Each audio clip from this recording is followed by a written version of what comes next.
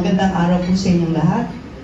Ngayong araw, ako at ang mga kasamahan ko sa Liga ng Barangay ng Maynila ay naghain ng reklamo sa Regional Trial Court ng Maynila para mapawalang bisa ang iligal na eleksyon na ginawa noong November 10, 2025 at iligal na pagtanggal sa akin bilang representante ng barangayan sa Konseho ng Maynila noong November 11, 2025.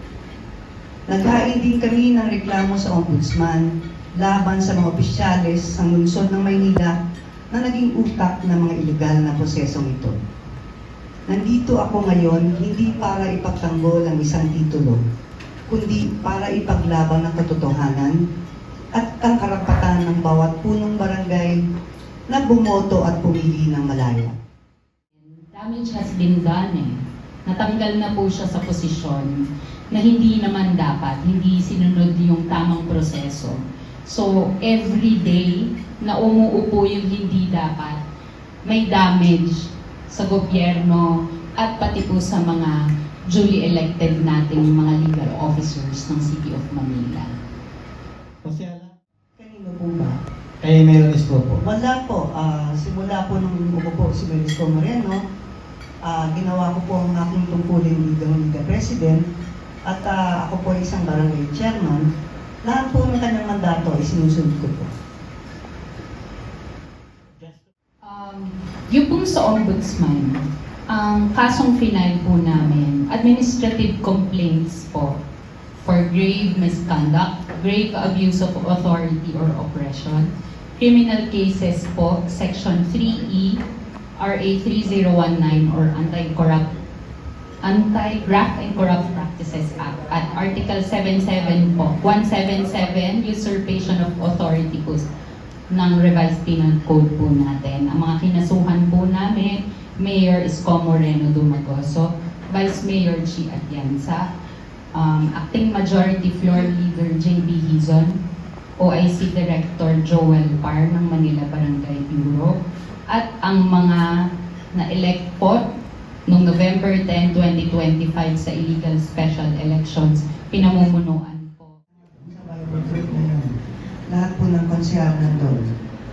Meron din po mga affairs and events na hindi po kasama ang Liga President.